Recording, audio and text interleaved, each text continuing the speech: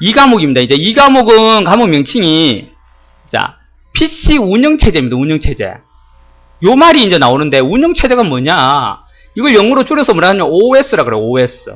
오퍼레이팅 시스템 이런 말 씁니다. 운영, 체제, 뭐 체계 이런 말 쓰는데 OS라 그래요. 오퍼레이팅 시스템. 운영하는 뭐 체제 어떤 시스템을 얘기합니다. 자, 이거는 우리가 알고 있는 거 여러 가지 있어요. 옛날에 했던 윈도우 98이라는 거 써보신 분 있죠, 그죠? 또 뭐 있어요? 지금 여러분 늘 많이 쓰고 있는 거 XP. 또 새로 나온 거 있죠? 윈도우, 비스타. 또 비스타 말고 최근에 나오는 건 뭐예요? 윈 7. 이제 앞으로 나올 거는 윈 8 이런 게 나와요. 자, 요것들이 바로 운영체제입니다. 운영체제. 그 중에서 여러분이 이걸 많이 쓰고 있고요. 시험에도 얘 위주의 운영체제에 대한 설명이 나와요.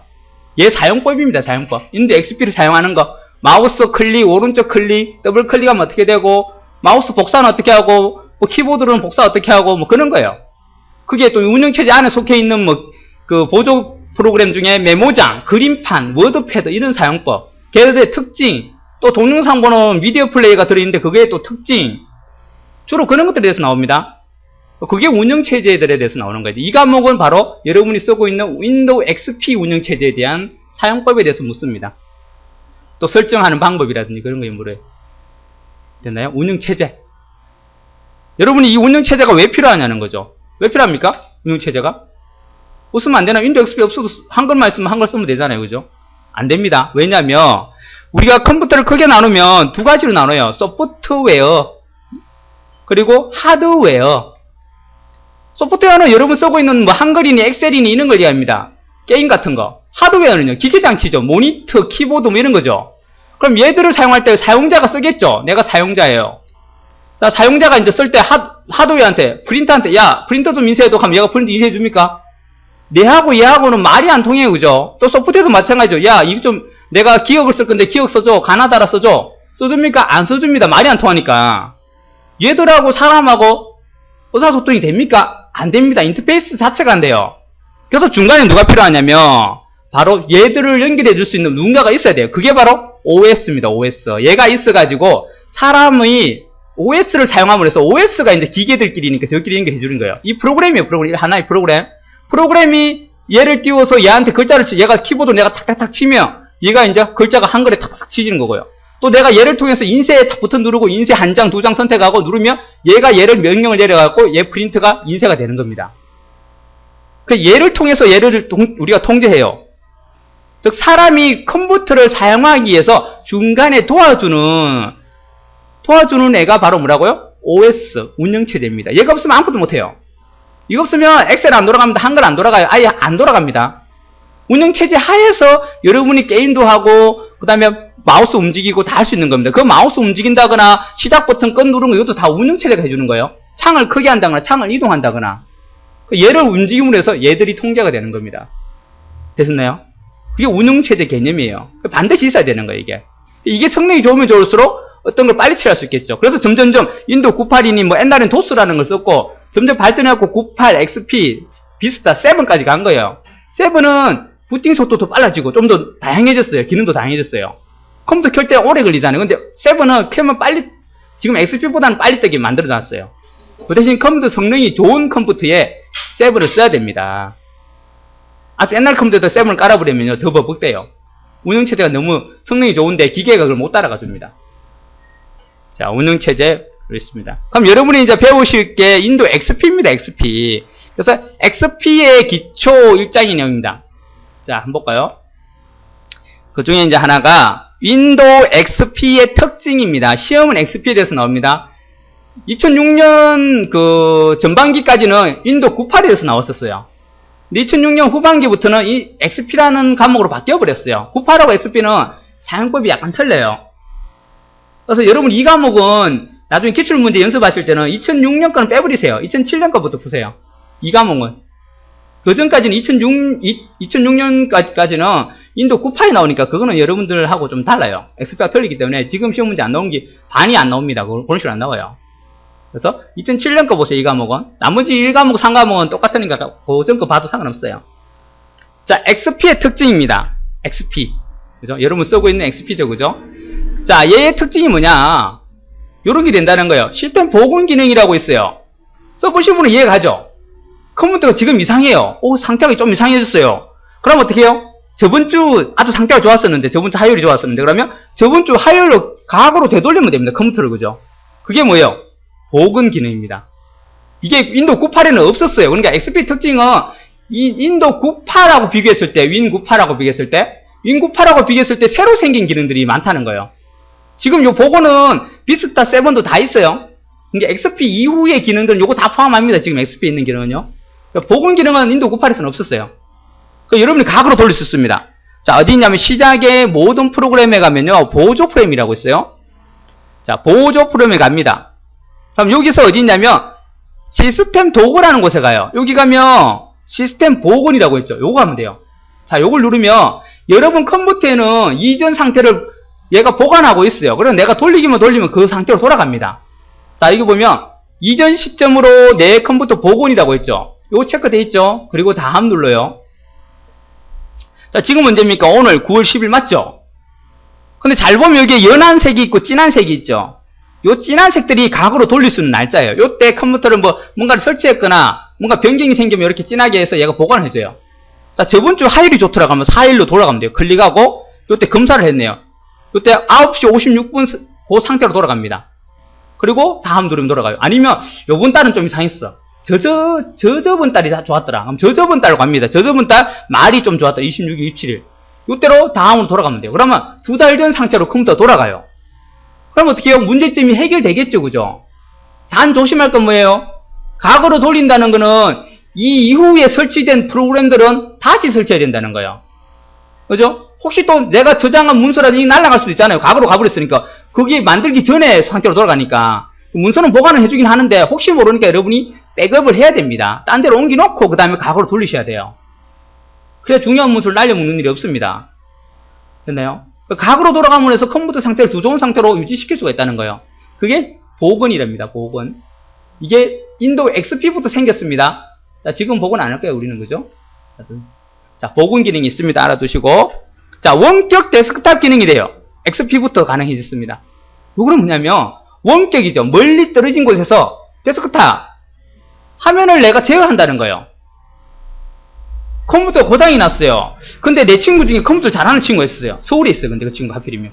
전화를 했어요. 혹시나 몰라서 밤이 10시가 다 됐는데 내일 뭐 내야 되는데 지금 컴퓨터 이상해서 자료를 못 만들고 있어요. 그래 전화하니까 그래? 알았다. 그럼 내가 뭐 시킨 대로 해 하면서 뭐 시킨 대로 했어요. 근데 자 가만히 있으면 돼. 니 만지지 마 그래요. 가만히 있는데 갑자기 마우스가 막 움직이고 그림 막 치고 화면이 뜨고 막 지 맘대로 유령처럼 막 얘가 컴퓨터가 막 움직여요. 그래서 좀 이따 전화가 왔어요. 야 이제 써봐 합니다. 그게 무슨 말이냐면 내가 컴퓨터를 그 사람이 들어오게끔 허가를 해줘요. 그러니까 친구가 시킨 대로 탁탁 조작을 하면요. 그 다음부터는 마우스를 움직이는 내가 움직이는 게 아니에요. 그 친구가 움직여요. 그 친구 화면에 내 화면이 보이고 그 사람이 내 컴퓨터를 막 조정해서 잘못된 걸 찾고 수정하고 이래가지고 다 고쳐줍니다. 그게 원격 데스크탑이에요. 이게 가능합니다. 일종의 해킹이에요. 해킹. 해킹 프로그램을 좋게 응용한 겁니다.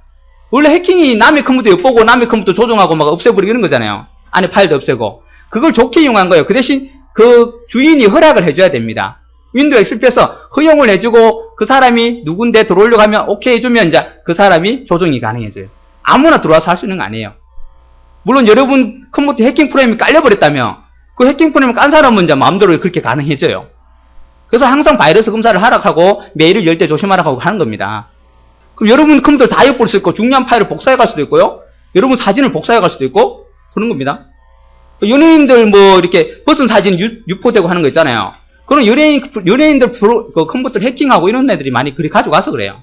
그 연예인들 컴퓨터 자기 컴퓨터니까 그런 걸 넣어놨겠죠, 그죠? 넣어놨는데 그걸 이제 해킹해갖고 그 사진을 빼가갖고 유포시키는 겁니다. 여러분 사진도 그렇게 될 수 있어요. 그래서 원격 데스크탑 기능이 있더라. 원격 조종이라는 게 되더라. 자, 다시 보겠습니다. NTFS 시스템이라는 거는, 이거는 우리가 다시 말하면 포맷이라고 했죠, 포맷, 그죠? 포맷의 종류 중에 하나입니다. 포맷 종류 중에 하나가 두 가지로 나눌 수 있는데, FAT 방식이라는 게 있고요. NTFS라는 방식이 있어요. 두 가지 방식이 있어요. 얘 차이점이 뭐냐면, 얘는 국도라고 하면은, 얘는 고속도로예요, 고속도로. 길을 닦는다면. 우리 포맷이라는 길을 닦는다 했죠. 길을 닦아가지고 그 위에 데이터가 얹혀지게 만드는 곳입니다. 원래는 그냥 아무것도 없는 곳에서 싹 밀어버려. 길을 다시 닦는 거예요. 그죠? 자, 그러면 국도가 좋은 거예요? 고도로가 좋은 거예요? 고도로 당연히 좋죠. 얘가 1차선이고 얘가 2차선이고 얘가 좋은 도로랍니다. 그래서 지금 여러분 XP부터는요, NTFS 방식을 기본적으로 씁니다. 기본적으로. 여러분 컴퓨터에요. 기본으로 되어 있고요. 가끔 필요하다면 이것도 가능하다는 거예요. 알아두세요. 이것도. FAT는 16, 32 이런 방식이 있는데 FAT 방식도 가능하다는 겁니다. 안 되는 게 아니고요. FAT는 안 된다. NTFS만 된다 하면 틀린 거죠. 그죠? FAT 방식도 쓸 수가 있는데 기본이 얘로 잡히고 필요하면 FAT로도 할 수 있다는 거예요. 여러분 USB 메모리 있죠? 그거 포맷하면요. FAT 방식으로 포맷돼요. 아시겠나요? 자, 그럼 여기 어디서 확인해 보느냐? 여기서 확인해 보셨어요. 내 컴퓨터에 가서 내 컴퓨터에 가면 떠 있죠. 여기에 자, 여기 보시면 이제 C, D, E 이렇게 나옵니다. 그죠? 그래서 어떻게 해요? C 드라이브의 속성에 가보면 알아요. 오른쪽 버튼 속성에 가보겠습니다. 자, 얘가 뭐로 되어 있느냐? 파일 시스템 뭐 되어 있습니까? NTFS라고 딱 되어 있죠. 그죠? 여기에. 이걸 알 수 있습니다. 여기, 지금 포맷을 NTF 방식으로 포맷 해놨구나. 요 C 드라이브를. 그럼 D는 어떻게 될까요? D도 마찬가지겠죠. 그죠? 자, 속성 가면 NTFS 방식으로. 네.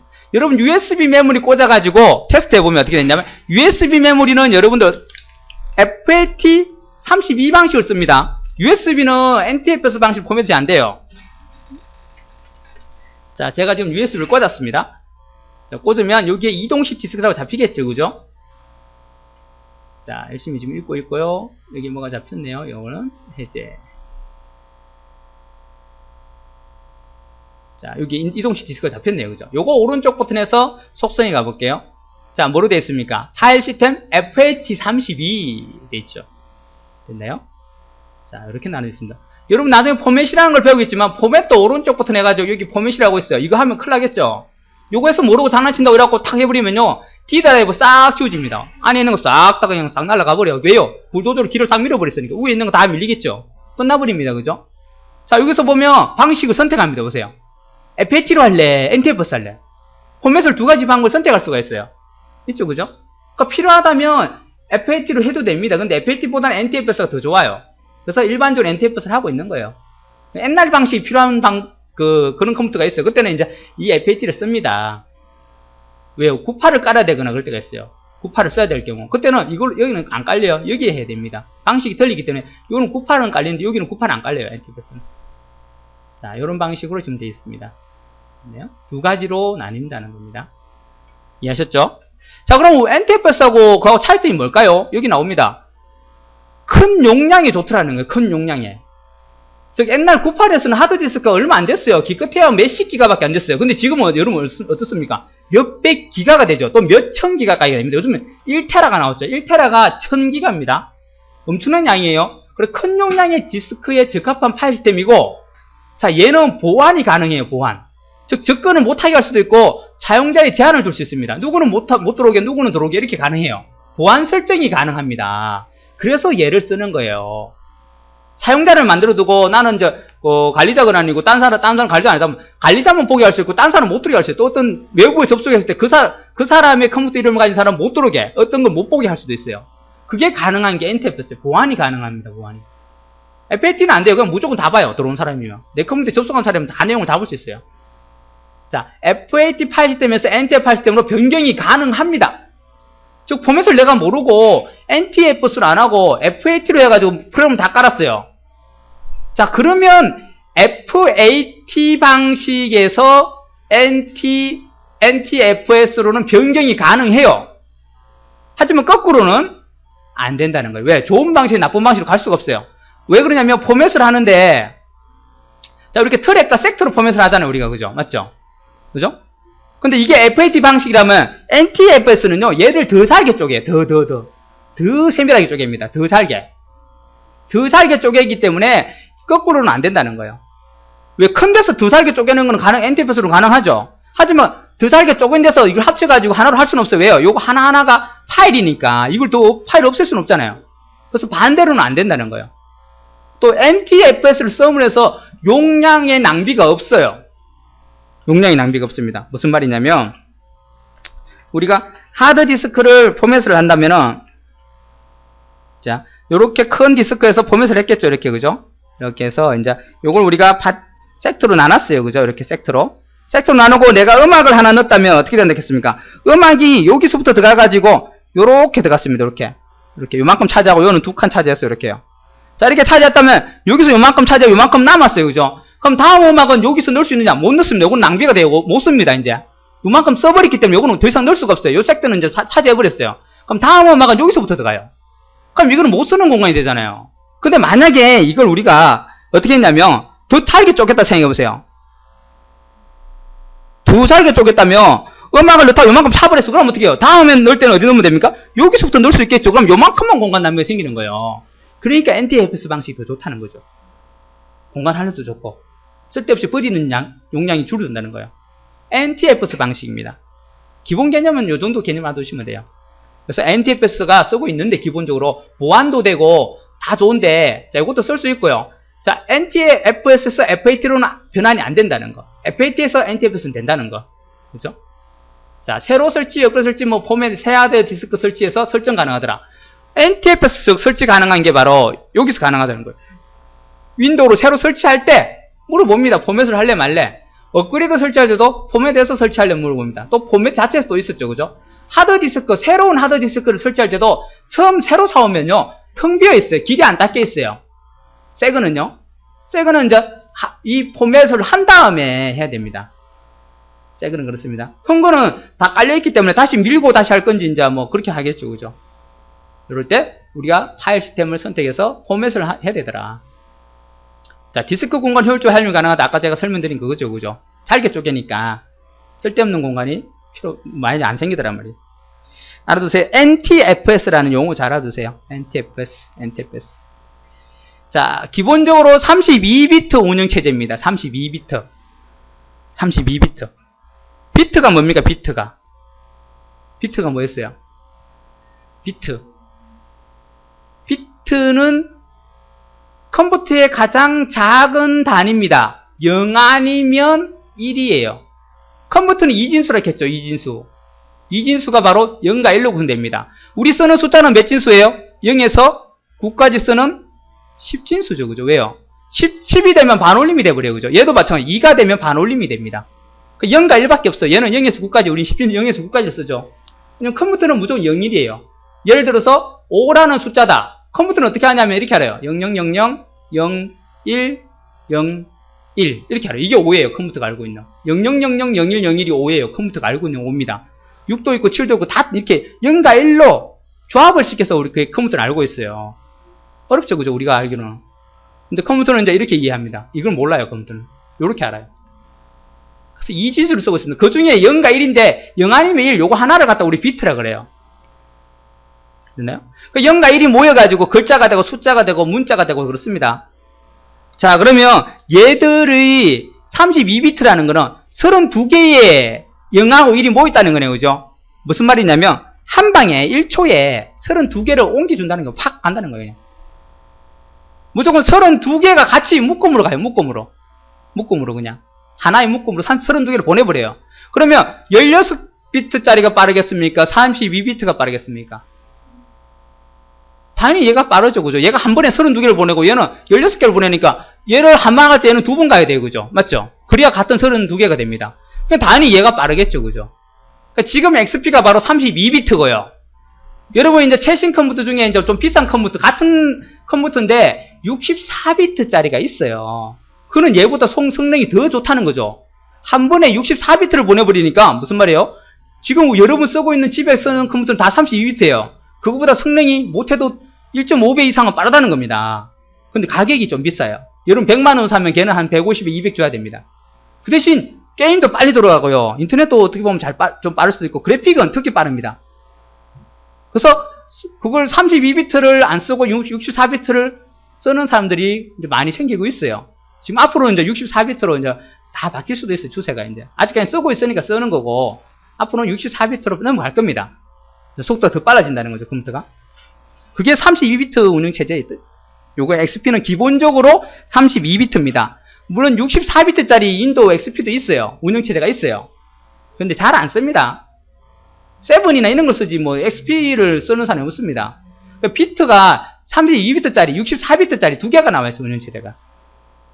비스타 7도 마찬가지입니다. 그러니까 여러분 집에는 다 32비트. 왜? 컴퓨터 기계 자체가 32비트로 동작하게 만들어져 있는 기계들이기 때문에. 운영체제를 64비트 쓰려면 여러분 본체하고 모든 기계들이 64비트짜리로 사야 되기 때문에 그만큼 컴퓨터 가격이 비싸지는 겁니다. 다 64비트 돌아가야 그게 완벽한 64비트 컴퓨터가 돼요. 하지만 기본적으로 32비트다 알아두세요. 32비트다. 한 번에 32개의 비트, 0과 1이 32개가 동시에 넘어간다는 거예요. 자, 그리고 요 말도 잘 묻습니다. GUI다. 그래픽 유저 인터페이스 이 말 써요. 이게 그래픽, 유저가 사용자니까 인터페이스, 어떤 뭐 연결고리 이렇게 생각하시면 돼요. 인터페이스라는 게. 그죠? 대화 상자 뭐 이런 생각하시면 됩니다.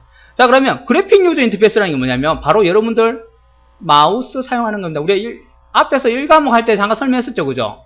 마우스는 그래픽 유저 인터페이스다. 뭐로 말했어요? 마우스 자체가 화살표 그림이잖아요. 그 그림을 끌고 갖고 다른 그림을 더블 클릭하고 클릭하고 이러면 뭔가가 동작을 하죠. 그죠? 그래서 그림을 가지고 뭘 한다는 거예요. 그래픽. 그죠? 그래픽을 내가 사용해서 뭘 하겠다. 그게 그래픽 유저 인터페이스. 즉 마우스 가지고 뭘 한다는 거. 주로 윈도우가 마우스 가지고 다 하죠. 그죠? 키보드로 할 일은 잘 없습니다. 글자 칠 때만 쓰지. 웬만해서는 다 마우스로 다 하죠. 인터넷 다 마우스 탁탁탁 누르기만 하면 다 되죠. 그죠? 글 칠 때만 이제 키보드 좀 쓰고. 그죠? 그게 바로 그래픽 유저 인터페이스. 그러면 키보드 만으로만 돼 있는 거는 뭐라 그러냐면 GUI가 아니고 뭐예요? CUI라 그래요. 캐릭터 유저 인터페이스. 글자 가지고 어떻게 하더라? 옛날 도스 방식 있어요. 까만 화면에 글자 치는 거 있었죠. 그거 써보신 분이 이해하실 거예요. 그거는 마우스가 없어요. 그냥 까만 화면에 글자로 다 해야 됩니다. 그 단어도 외워야 되고 막 굉장히 복잡해요. 그래서 그때는 전문가 아니면 잘 안 썼어요. 컴퓨터를. 그런 데는 키보드로만 썼어요. 글자로 다 이루어집니다. 뭐 지오락하는 것도 DEL 쓰고 파일명 다 써줘야 돼요. 근데 지금 어떻게 해요? 마우스를 끌고 가서 오른쪽으로 눌러갖고 그냥 삭제 버튼만 누르면 되죠. 그래서 요 마우스로 하는 게 그래픽 유저 인터페이스 방식이고 키보드로 하는 거 캐릭터 글자 가지고 유저 인터페이스 하더라. 사람하고 대화를 나누더라. 키보드 이제 이게 C 캐릭터란 말입니다. 지금은 이제 윈도우라는 자체가 화면을 보고 마우스가 움직이기 때문에 그래픽 유저 인터페이스. 이거는 후팔도 똑같죠, 그죠? 후팔도 그래픽 유저 인터페이스 방식입니다, 그죠? 자, 그리고 요 말을 잘 봐주세요. 선점형 멀티태스킹 나옵니다. 자, 먼저 멀티태스킹이 뭘까요? 멀티태스킹. 멀티라는 말은 뭐 여러 이 말이고, 그죠? 그럼 태스킹은요? 작업, 일, 뭐 이런 말입니다. 작업. 여러분 늘 쓰고 있는 거예요. 여러 작업이 가능하다. 프린트 하면서 인터넷 할 수 있고, 음악 들을 수 있고, 또 음악 들으면서 인터넷 할 수 있고, 그죠? 동영상 조그맣게 틀어놓고도 다른 거 해도 되죠, 그죠? 즉, 여러 개의 작업을 띄워놓을 수 있더라. 그게 멀티태스킹을 얘기합니다. 그렇죠, 그죠? 여기도 지금 여러 개 떼어놨죠, 그죠? 얘를 떼어놨지만, 실제로는 다른 것도 지금 밑에서 동작하고 있습니다, 그죠? 그래서 멀티태스킹이 돼 있는 거예요, 그죠? 자, 기본적으로 멀티태스킹이고요. 이게 멀티태스킹이란 말이고, 선점형이라는 말이 나와요, 선점형. 선점형은 우리가 선점이라는 단어가 있죠. 선점이 뭡니까? 차지하다 이 말이잖아요. 제어권을 갖다. 우리 전쟁영에 많이 나오잖아요. 저 고지를 오늘 내로 선점해야 된다. 그래서 뺏어야 된다는 거죠, 그죠? 내가 제어권을 가져와야 된다는 거예요. 우리 거로 바꿔야 된다는 거예요. 그게 선점이잖아요. 또 아줌매들 지하철 타면 어떻게 해요? 자리 나면 가방부터 던지죠, 그죠? 선점입니다. 가방 탁 던지면 내 자리예요, 그죠? 선점하는 거예요, 그것도, 그죠? 선점입니다, 그죠? 그게 선점이에요. 저 컴퓨터는 뭐든지 선점을 해서 작업을 해야 됩니다. 그냥 내 것도 아닌데 막 작업할 수 없어요. 즉 내가 제어권을 가지면 그거에 대한 권한이 생겨요. 그래서 거기다 작업이 가능해요. 여러분 뭐 작업할 때도 만약에 한글을 하나 띄우고 워드패드를 하나 띄웠어요. 그러면 둘 다 동시에 글을 쓸 수 있나요? 여기다 나라 같이 동시에 나라 쓸 수 있나요? 없어요. 어떻게 해요? 하나를 클릭하고 치고 요쪽 클릭하고 또 쳐야 되죠. 그 클릭하면 창이 싹 바뀌죠, 그죠? 앞으로. 그게 뭐예요? 선점한 겁니다. 이제 그 프로그램을 내가 제어권을 잡은 거예요.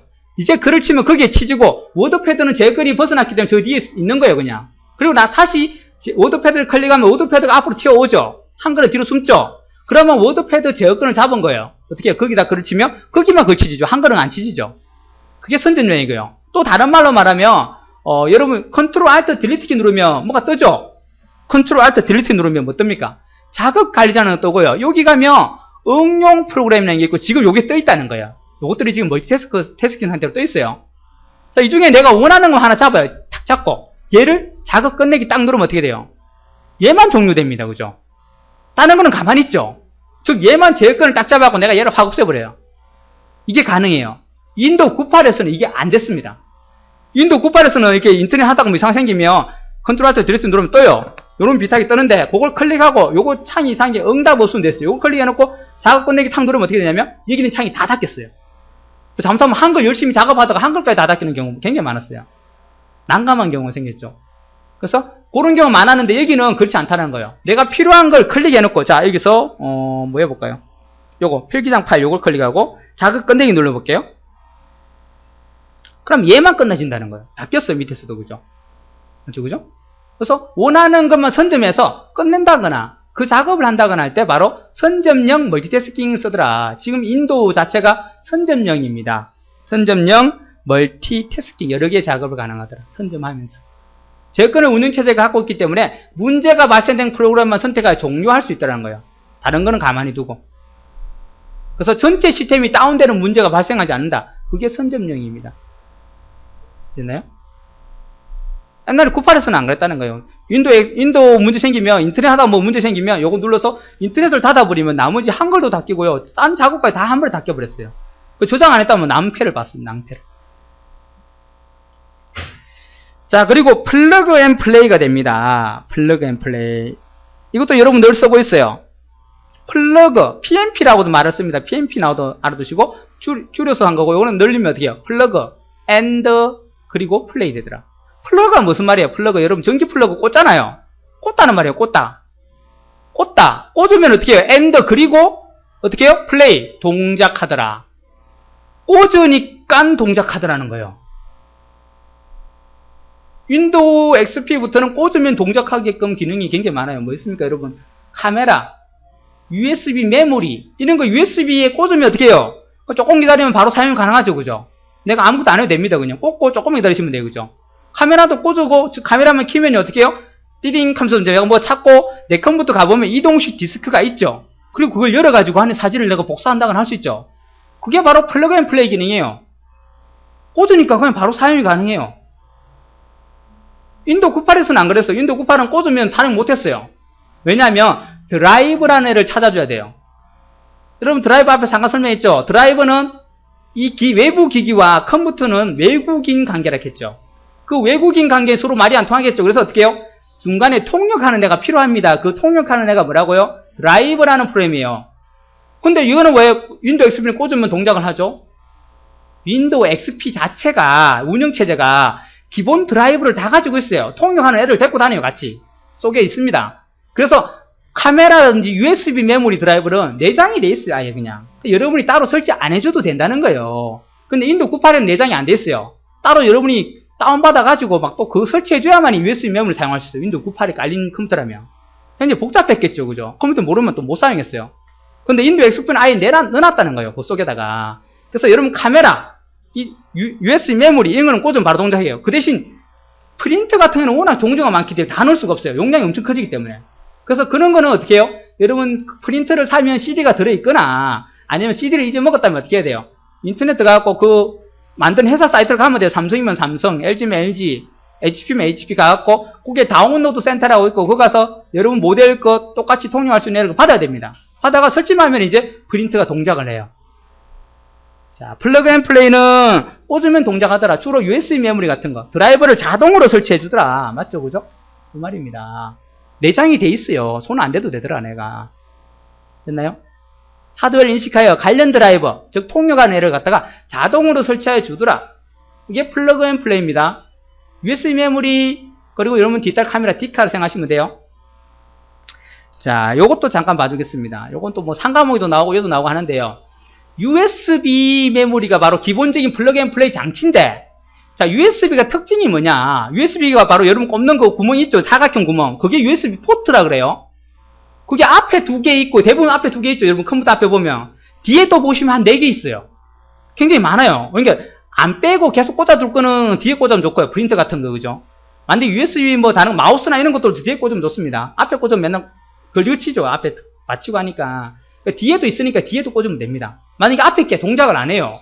그러면 뒤에다 꽂으면 돼요. 앞에 고장 날 수도 있어요. 그죠? 자, 그 USB가 바로 Universal Serial Bus를 그런데요. 자, 얘의 특징이 있습니다. 알아두셔야 돼요. 3과목에도 나오고 2과목에도 시험 잘 나옵니다. 직렬 포트입니다. 얘는 직렬이라는 포트예요. 병렬이 아니고 직렬입니다. 직렬은 무슨 말이에요? 직렬은 여러분 건전지기를 직렬, 병렬 해봤잖아요. 직렬은 어떻게 해요? 일렬로 짱이랑 여기 직렬이고, 병렬은요, 이렇게 해가지고 요렇게 연결하죠. 그죠? 자, 이걸 길로 얘기하면 이런 말이에요. 직렬은 길이의 다리가 하나짜리예요. 1차선이에요. 병렬은요, 1차선이 아니고, 이렇게 있으면 다리가 많다는 거. 여기도 있고, 여기도 다리가 계속 있어요. 여기 다리가 많으니까 한 방에 많이 넘어갈 수 있죠. 직렬은요, 순서대로 넘어가야 돼요. 한 번에 하나씩 넘어가야 돼요. 얘는 그냥 한 번에 8개, 17개 막 이렇게 한 번에 넘어갈 수 있습니다. 당연히 병렬이 더 빠르다는 거죠. 그죠? 근데 직렬이래요. 직렬, USB. 직렬 포트의 일종으로 최대 12메가의 고속이 가능하다. 근데 직렬이긴 한데 속도가 빨라요. 여러분. 일반 우리가 쓰고 있는 병렬보다 이게 더 빨라요. 그래서 우리가 일반적으로 지금 모든 기기들이 USB를 쓰는 거예요. 마우스건 프린터건 다 USB로 바뀐 이유가 그것 때문에 그래요. 옛날 프린터는 병렬이라는 걸 썼었는데 그거보다 이게 더 빠르다는 거예요. 병렬 포트가 여러분 컴퓨터에 있어요. 지금도 보면요. 뒤에 보면. 자, 최대 127개까지 연결할 수 있대요. 기계를. 근데 여러분 컴퓨터는 많아야 6개, 뭐 적으면 4개 정도 있습니다. 앞에 2개, 뒤에 2개 이렇게. 근데 총 127개를 연결할 수 있대요. 연결하려고 해도 못하겠죠. 왜? 구멍이 6개밖에 안 되니까. 하지만 아닙니다. 여러분 컴퓨터에 구멍이 몇 개 없더라도 자, 컴퓨터 앞에 구멍이 2개 있어요. 자, 여기다 꽂을 거예요. 하나 꽂았죠. 2개밖에 못 꽂네 아니에요. 허브라는 게 있어요. 허브. USB 허브를 사면요. 여기 선이 있고요. 여기에 요 구멍들이 또 있어요. 이렇게. 여러 개가 있어요. 이렇게. 그럼 여기 또 꽂으면 돼. 기계들을 또. 그럼 기계를 더 확장되겠죠. 또 여기다 또 USB 허브를 또 써요. 또 8개짜리 더 써갖고 8개 또 꽂으면 됩니다. 이래가지고 몇 개까지 연결할 수 있다고요? 최대 127개까지. 알아두세요. 127. 근데 이렇게, 이거는 이론상이에요. 요거는 전원이 공급된다고 봤을 때, 이 하나하나가 5V를 잡아먹습니다. 5V. 그러면 이게 127개면 벌써 몇 볼트가 들어갑니까? 그죠? 그러니까 이 본체에서 그 많은 전기를 보충해 줄 수 있다면은 이론상 127개까지 연결할 수 있다는 겁니다. 근데 그렇게 안 돼요. 여러분 한 5개 꽂으면요. 컴퓨터 갑자기 이게 뭐가 뜹니다. 이게 노랗게 뭐 떠가지고 전원이 모질합니다. 무슨 나와요. 5V USB 전원을 더 공급할 수 없습니다. 이렇게 나와요. 그래서 중지됩니다. 작동이 중지됩니다. 이렇게 나와요. 그러니까 여러분 컴퓨터에서 전원이 그만큼 충당이 된다면 최대 127개까지 연결할 수 있다는 거예요. 허브를 써가지고. 자, 기본적인 플러그 앤 플레이 맞죠? 그죠? 얘가 그죠? 되죠? 자, 그리고 이것도 됩니다. 핫 플러그인. 플러그인인데 꽂는다는 말이에요. 꽂는데 뭐예요? 뜨겁게 꽂는데 뜨겁게. 뜨겁다. 그죠? 뜨겁게 꽂는데요. 뭐 야동도 아니고 그죠? 뭐 뜨겁게 꽂아요. 그죠? 자, 뜨겁게 꽂는데 어떻게 뜨겁게 꽂느냐? 컴퓨터가 켜져 있는데 꽂으시다는 거예요. 핫이라는 게. 컴퓨터가 켜졌다는 거예요. 여러분 컴퓨터 켜져 있는데 탁 꽂아도 되죠? 근데 대부분 전기장치는 뭔가 전원을 끄고 뭔가 연결해야 되죠. 그래야 안전합니다. 그죠? 근데 얘는 켜진 상태에서 꽂아도 되더라는 거예요. 여러분 안에 들어있는 메모리라든지 사운드 카드 이런 거는 전기 켜진 상태에서 뚜껑 열고 탁 꽂았다가는 난리 납니다. 컴퓨터 퍽 하고 갑니다. 컴퓨터 나가버려요. 타버립니다. 근데 얘는 전기가 들어와 있는 상태에도 꽂아도 되더라는 거예요. 핫 플러그인이 되더라. 됐나요?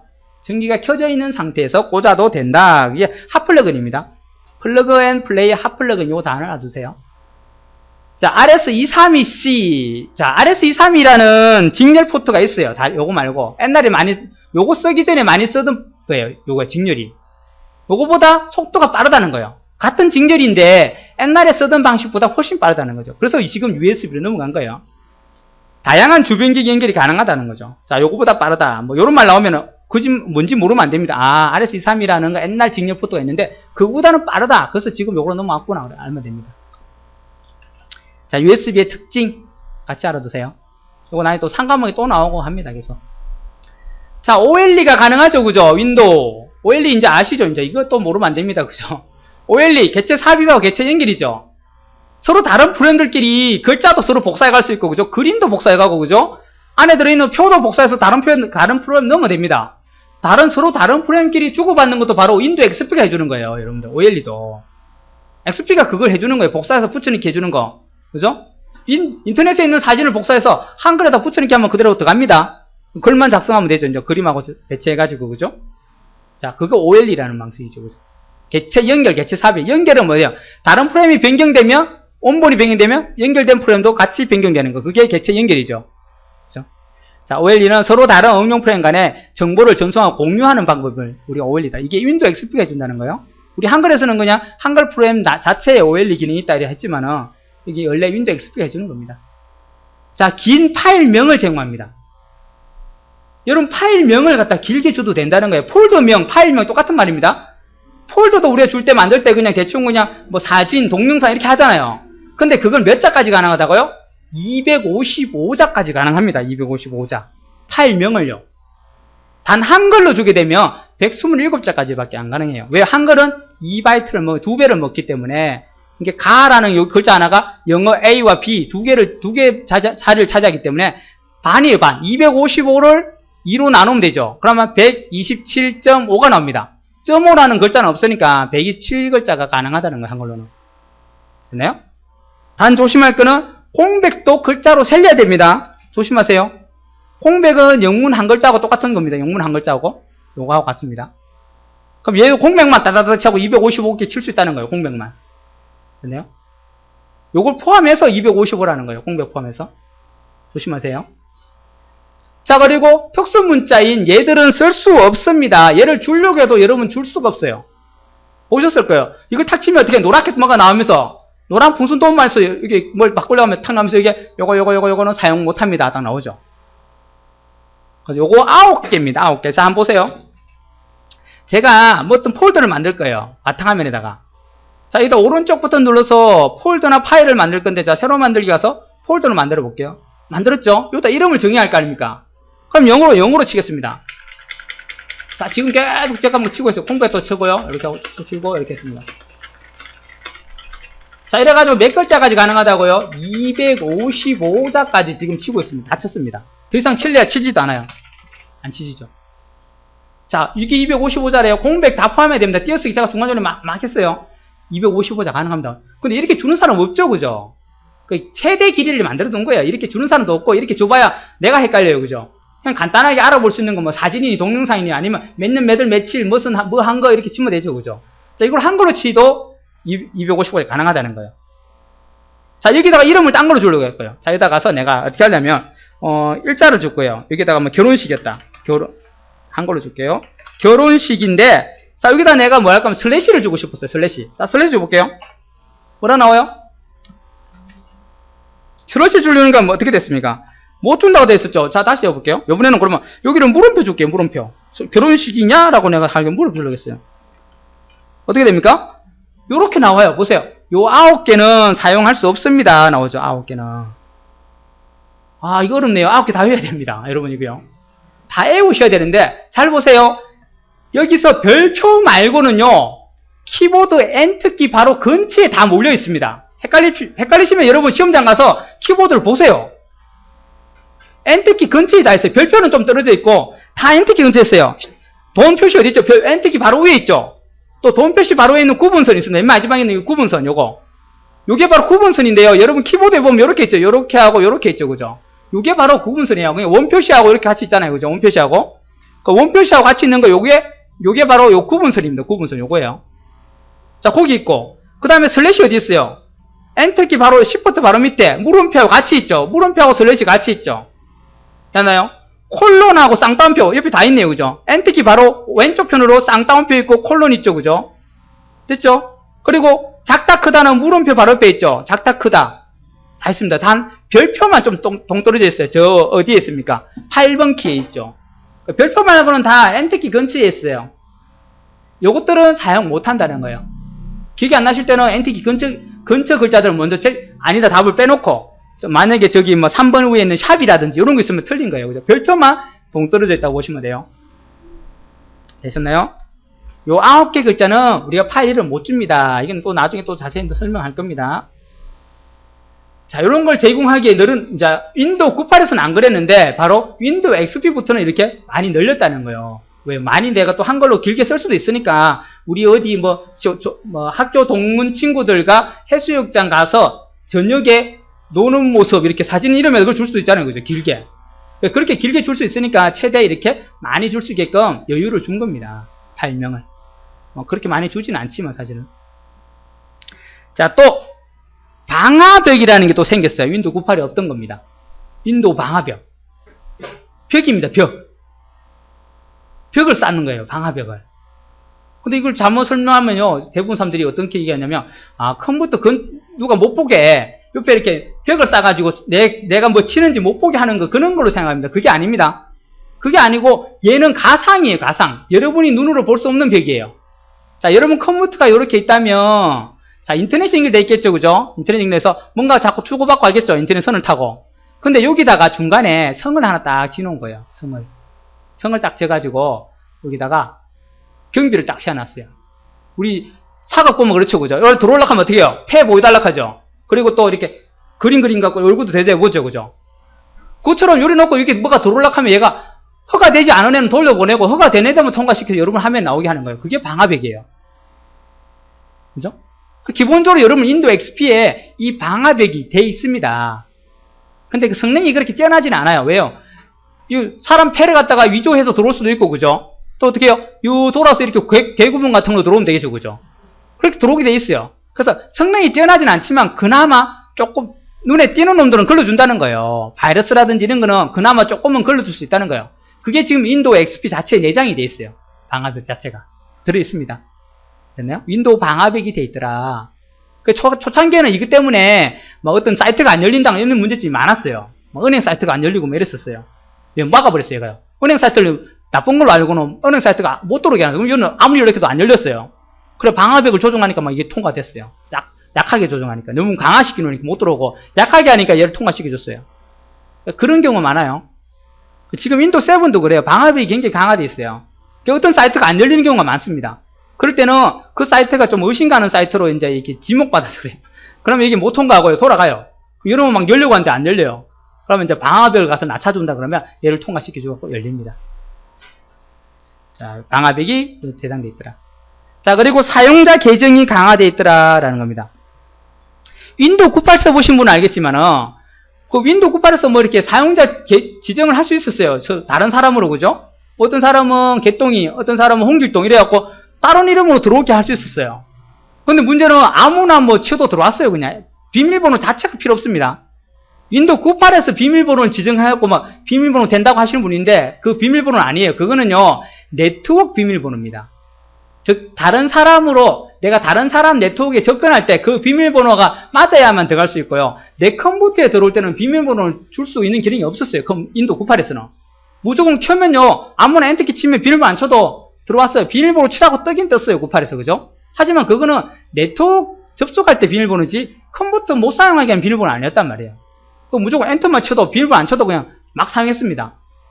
그래서 문제가 심각해서 이 XP부터는 어떻게 해요? 비밀번호를 지정하면 비밀번호 모르면 윈도우가 들어가긴 들어갔는데 비밀번호를 물어보죠. 그래서 비밀번호를 넣어야만이 이제 띠디디디 하면서 이제 화면이 뜨면서 이제 윈도우 그게 화면이 바탕화면이 나타나요. 그게 됩니다. 그죠? 또 사용자도 여러 명을 만들 수 있어요. 여러 명 만들어갖고 그 사람만의 바탕화면, 그 사람만의 내문서, 그 사람만의 절개찾기 따로따로 다 관리가 가능해요. 컴퓨터가 여러 대인 것처럼 사용할 수 있다는 거죠. 한 대인데. 왜? 애기가 둘이 있는 집은 그렇습니다. 어떤 여자애들은 바탕화면을 연예인으로 깔아놓죠. 그죠? 남자애들은 어떻게 해요? 뭐 게임 같은 그런 바탕으로 깔아놓죠. 그럼 둘이 막 싸워요.